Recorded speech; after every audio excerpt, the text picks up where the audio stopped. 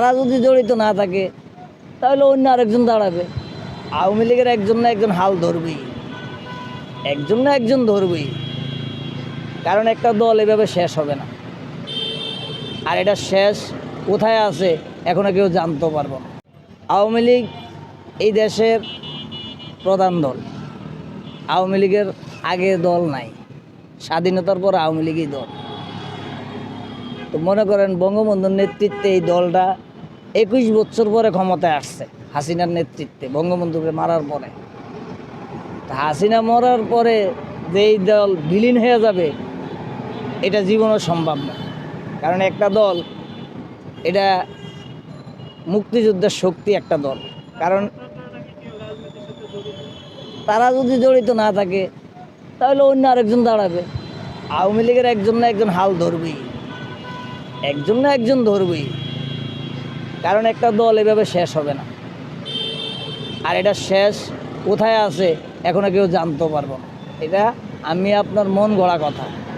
কারণ মনে অনেক কিছুই বলে, মানুষের মনে অনেক কথাই বলে, তাই বলে যে সব ঠিক হবে এমন না। আওয়ামী লীগ এই দেশে আছে, থাকবো, নির্বাচনও করব। আওয়ামী লীগ দেখতেছে পরিস্থিতিটা কী, কে কী করতেছে, এই দেশের জনগণ যারা আছে তারাও দেখতে আছে। ওই আপনার পারলো না তো তেলের দাম কমাইতে, পারলো না তো চাউলের দাম কমাইতে, পারলো না তো সিন্ডিকেট ভাঙতে, তাহলে আওয়ামী লীগ খারাপ করছে কই? এখন তো মানুষ এটাই বুঝতেছে আমরা আগেই ভালো ছিলাম, এখন তো ভালো নাই, এখন অশান্তি, এখন চারিদিকে অশান্তি। কেন?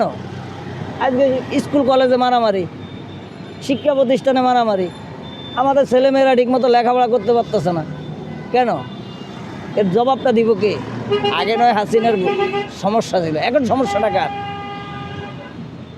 তাহলে আমি মনে করি এই দেশে আওয়ামী লীগ অবশ্যই নির্বাচন করবে। তাদের সাথে কথাবার্তা বলা দরকার খুবই জরুরিভাবে। কারণ আওয়ামী লীগ ছাড়া এই দেশে নির্বাচন হবে না। আওয়ামী লীগকে পুনর্বাসন করা লাগবে না। আওয়ামী লীগ এই দেশের প্রতিটা ঘরে ঘরেই আছে, রাস্তাঘাট, শহর, বন্দর, সব জায়গায় আওয়ামী লীগ আছে।